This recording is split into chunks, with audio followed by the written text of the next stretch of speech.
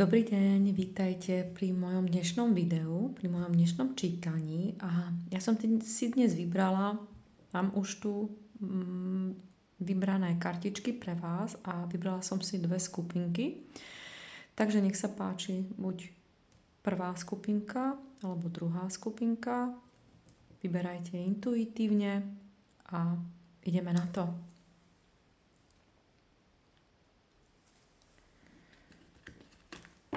Takže tieto kartičky si dám na bok.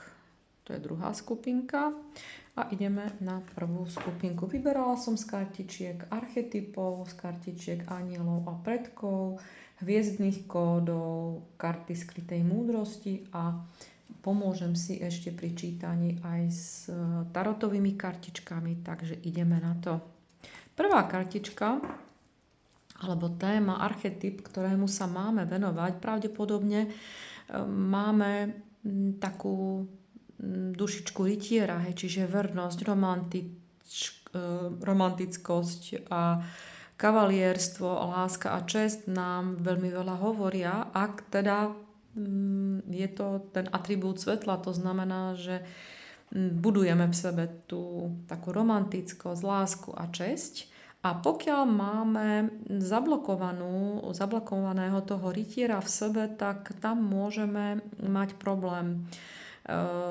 Sme oddaní deštruktívnemu vládcovi alebo princípu a máme romantické ilúzie.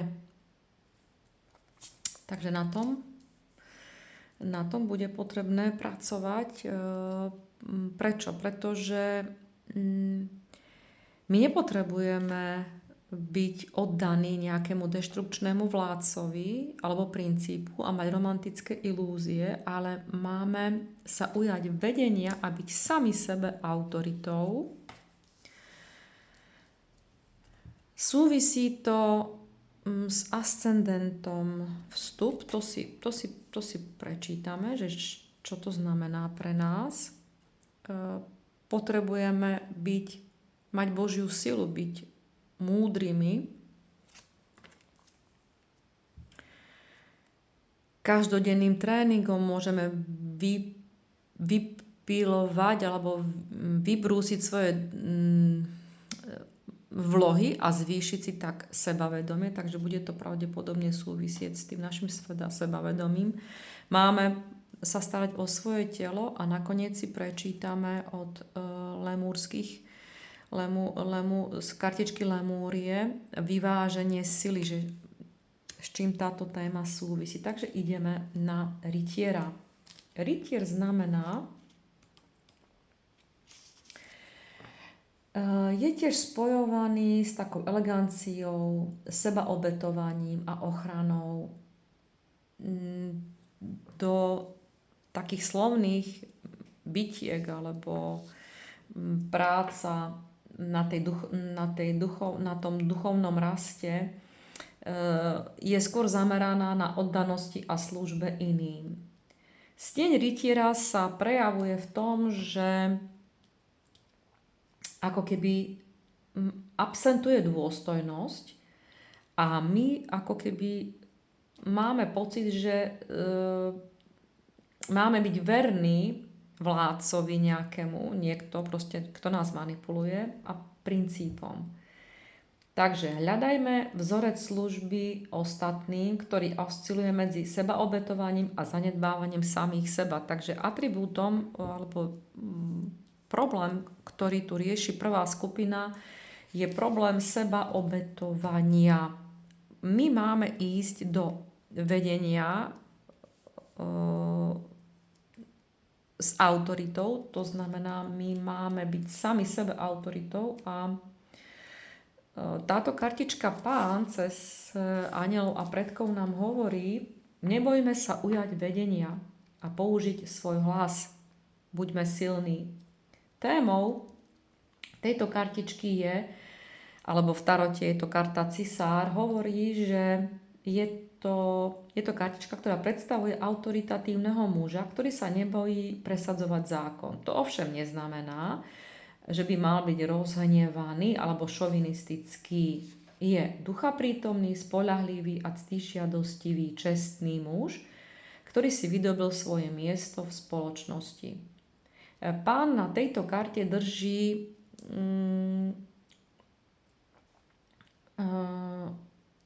má teda parožie a drží v ruke baranidlo a na hlave má korunu z parožia, čo znamená, že je pevne zakotvený v zemi a chráni svoj ľud.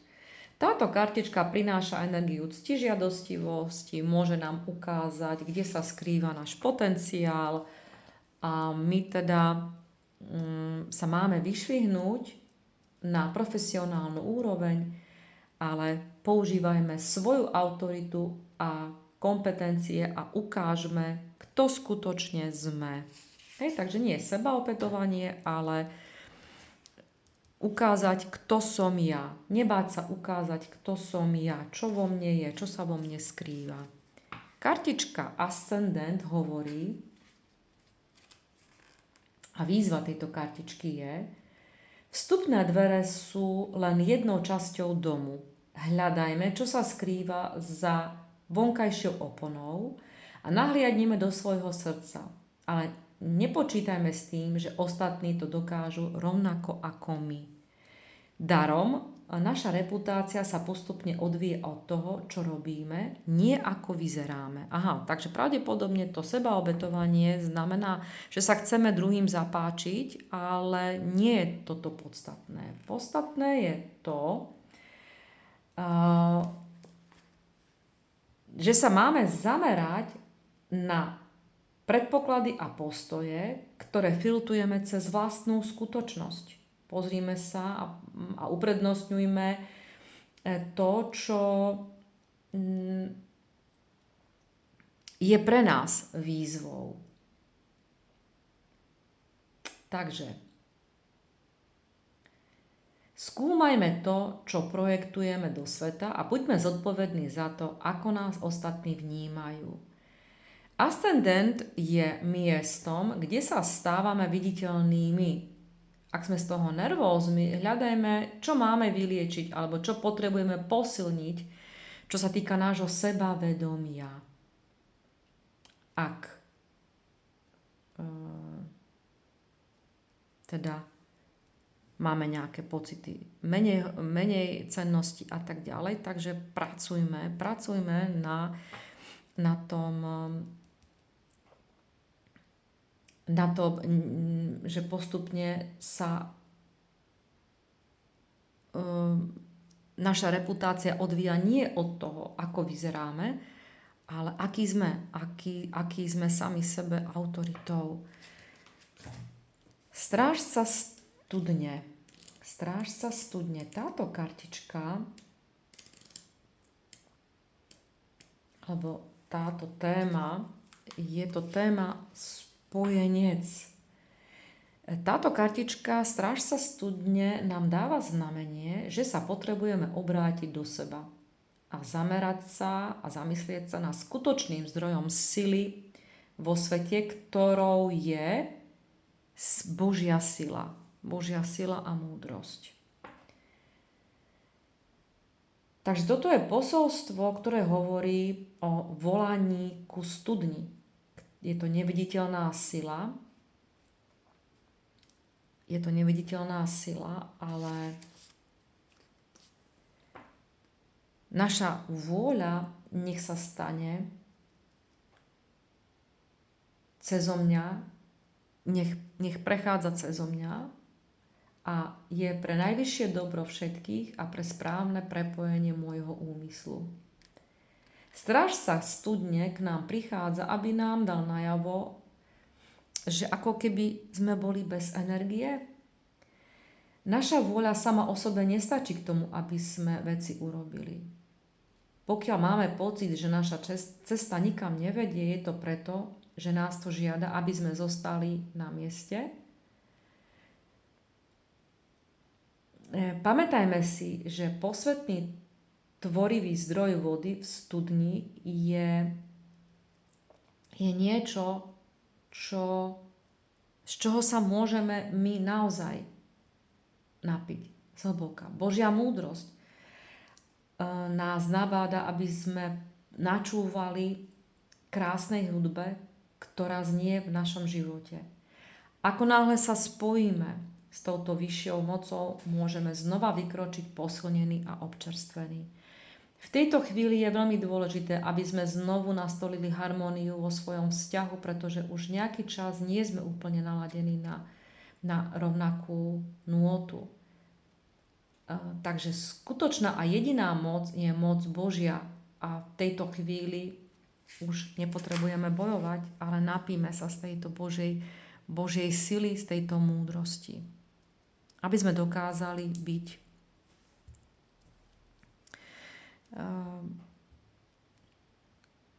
aby sme dokázali tie svoje vlohy a to, čo ovládame, aby sme dokázali prejaviť vo svete a aby sme dokázali byť sebavedomí.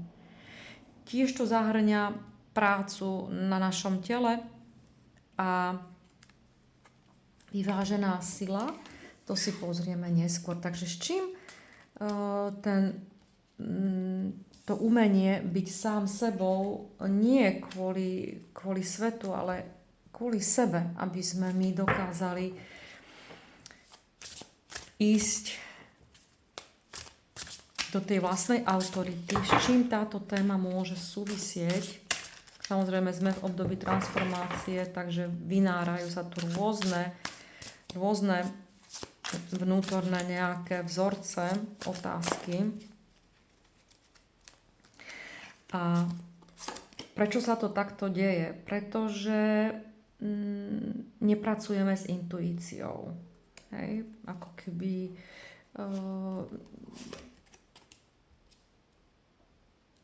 nepracujeme s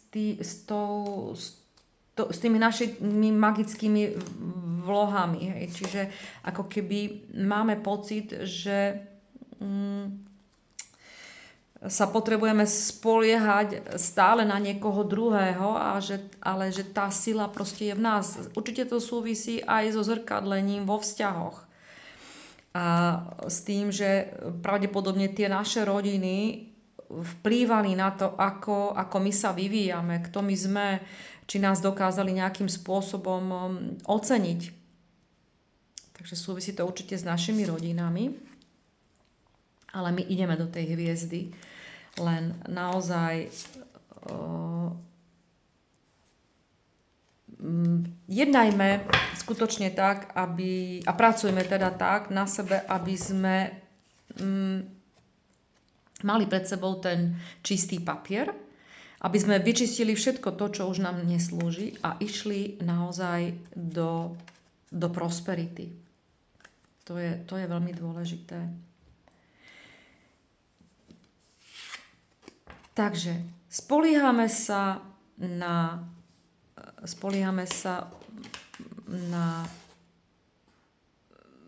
byť sami sebe autoritou a ujať sa vedenia s autoritou. Pomáha nám Božia sila a vyvážené sily Lemurania vraj boli androgyny, dokonale vyváženou zmesou síl, z ktorých neskôr vznikla mužská a ženská energia, keď sa zahustili do fyzickej podoby. Táto karta nás nabáda k nájdeniu rovnováhy medzi mužskou a ženskou energiou. Čo je potrebné urobiť pre vytvorenie celistvého a rovnovážneho základu? Pre viac mužskej energie sa zamerajme na svoje ciele, túžby a ambície. Pokiaľ chceme posilniť ženskú energiu, vnímavosť, dôveru, plynutie a odovzdanie, zamerajme sa na to, za čo sme už vďační. Vnímajme teplo, vďačnosť a útechu a vedzme, že všetko je božsky dokonalé, tak ako to je. Takže témou pre prvú skupinku bola rovnováha. Rovnováha medzi tým, aby sme nezostávali v úlohe oddanosti deštrukčnému vládcovi alebo nejakému princípu, ani v romantických ilúziách, ale aby sme verili vo vlastnú autoritu, aby sme čerpali z božskej studne, z božskej sily, z božskej múdrosti a aby sme išli do vyváženej sily, aby sme išli skutočne cez tie naše pocity, cez zrkadlenie vo vzťahoch, cez šťastnú rodinu do hviezdy, do majstrovstva. Ale to majstrovstvo je v rovnováhe našich síl. Mužskej a ženskej energie. Ja by som si tu ešte doložila predsa jednu kartičku, nedám to, alebo dve. Tá rovnováha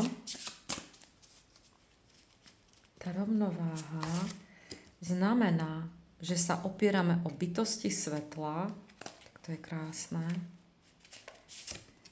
a o božské ženstvo. Vidíte, takže naozaj nádhera, božské ženstvo. Ja ďakujem kartičkám a prvej skupine teda verím, že tieto kartičky pomôžu ísť do rovnováhy medzi mužskou a ženskou energiou. Pravdepodobne niečo tu ako keby preferuje buď, že často ideme veľmi do tej logiky, do toho ega, čo nie je zlé samozrejme, lebo tu majú byť nejaké pravidlá, tu ja potrebujem byť majstrom na základe toho, že dám do rovnováhy tú múdrosť, tú logiku, ale aj s intuíciou a pomáhaj nám k tomu bytosti svetla a taktiež božské ženstvo, to znamená srdce, láska. Tak, to by bolo čítanie pre prvú skupinku. A ideme na druhú skupinku. Takže toto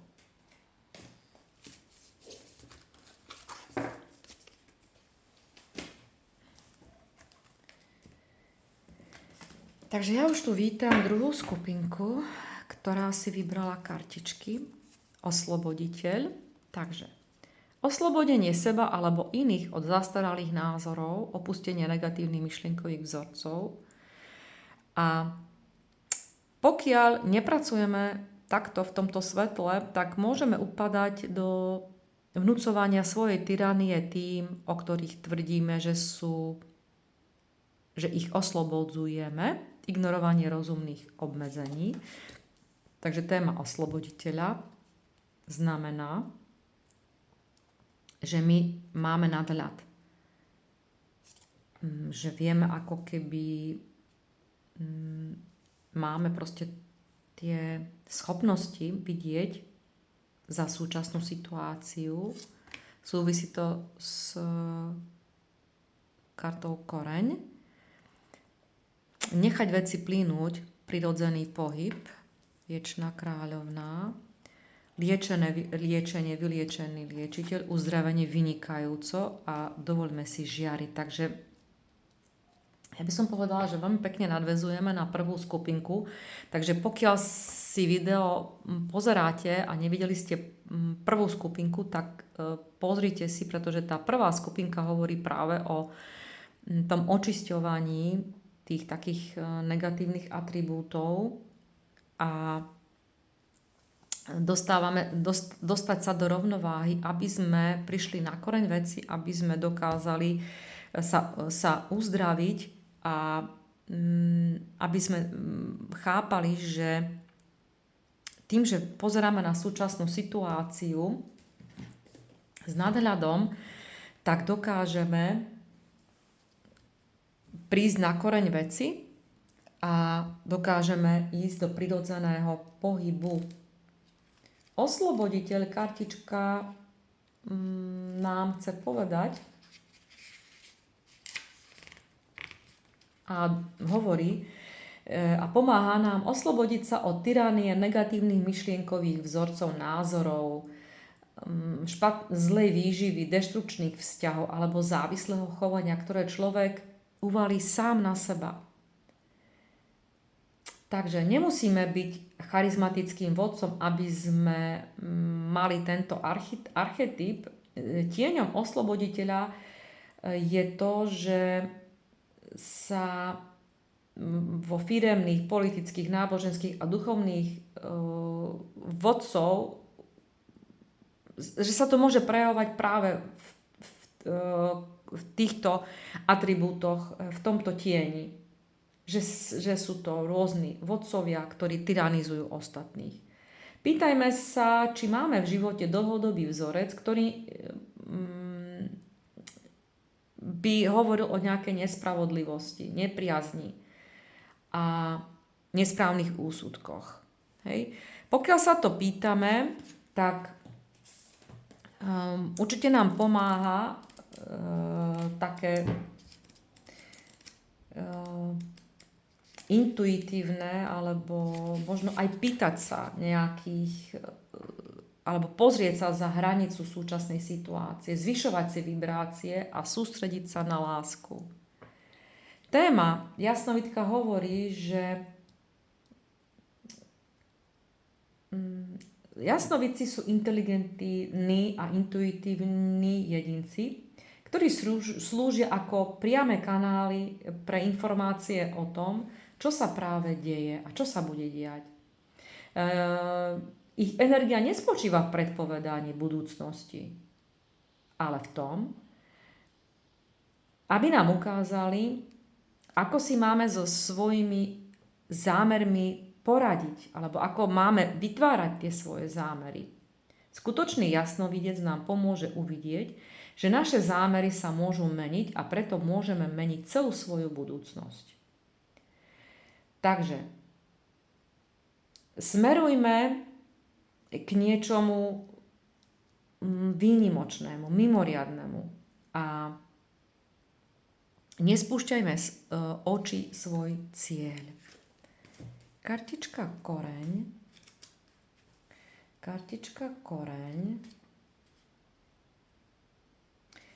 38. Koreň. Predstavte si, ako sa naša chrbtica ťahá smerom do zeme, ako koreň. Je veľký a silný, taký, ako má strom. Prerastá v zemi až k bodu, kde sa dotýka orbitu Slnka pod ňou. Latinsky sa spodným nebesiam hovorí imum colei. Tento bod v horoskope začína, ukazuje na spomienky a skúsenosti, ktoré sme ako ktoré nás ako prvé vyživovali naše korene. Ranné detstvo, rodinné tradície a naše biologické a emocionálne detstvo. Hľadajme koreň veci, premýšľajme o tom, čo je pocit domova a bezpečia. Premýšľajme o tom, skúmajme situácie terajšie a objavme, aké tradície a predsudky ich ovplyvňujú. Takže výzva tejto kartičky je, naša situácia v sebe skrýva nevedomé vzorce duchovného pozadia, v ktorom sme vyrástli. Je potrebné ich vyniesť na svetlo a pracovať s nimi.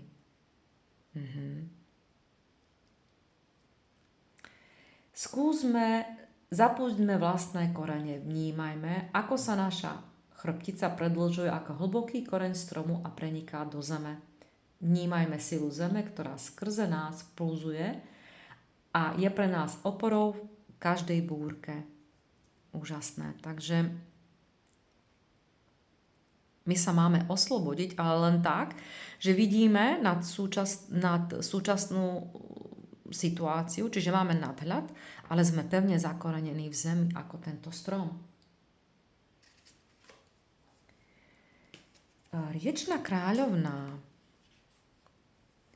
hovorí, že je čas nechať všetko plynúť. A ako to súvisí s touto témou? Ona nám hovorí, aby nám pripomenula, zákon, ktorý hovorí, aby sme si uvedomili, že všetky rieky prichádzajú z hôr a tečú do mora, kde sa s nimi spoja do väčšieho množstva vody a táto kvapalná látka sa potom vyparí a zase sa utvorí oblaky a z nich potom v horách prší. Je to nekonečný cyklus. Žiada nás táto riečna kráľovna, aby sme plynuli a prestali byť strnuli a zanechali snahy o dokonalosť. Nechajme všetko plynúť. Priamo pred nami sú rozbúrené vody a máme ich prekonať. Nemáme žiadnu loď, aby sme ju riadili. Sme tu len my vo vode a plávame, kam nás táto voda zanesie. Buďme bez obáv a plávajme s prúdom udalostí. Môže to byť pre nás krásny zážitok. Pretože iba tak sa dokážeme vyliečiť a byť vyliečenými, pretože tieto situácie, kde sa my cítime ako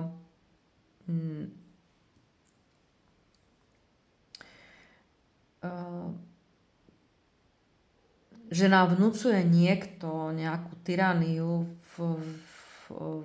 vo vedomí, že nás oslobodzuje a my potrebujeme opustiť tie myšlienkové vzorce, respektíve my potrebujeme oslobodiť samých seba od zastaralých vzorcov, zakorenení v múdrosti, nechať plynúť prirodzeným pohybom tieto situácie. Prichádza liečivá energia okolo týchto udalostí a my sa uzdravujeme. Pozrieme sa ešte, než si prečítame kartičku, dovolme si zažiariť, ako téma súvisí, čo sa týka tarotu. Takže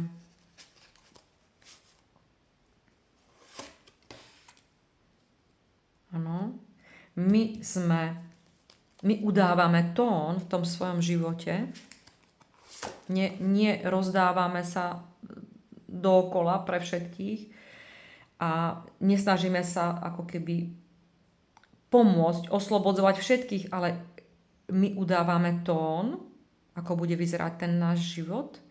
Znova je tu zrkadlenie vzťahov ako v prvom balíčku, že to súvisí určite s témou rodiny, rodičov,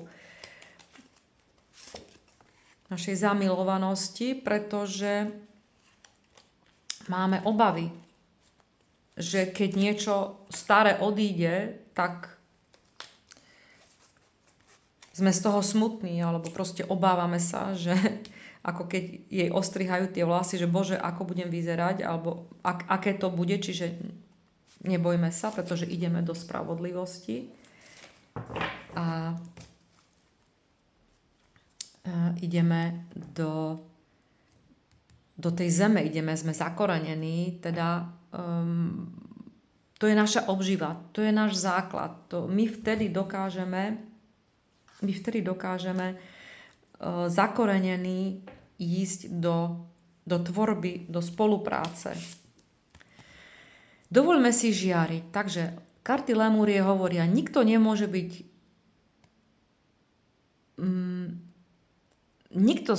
nikto nemôže byť lepšie s nami, než my sami. Preto niekedy cítime, že by sme mali byť určitým spôsobom iný.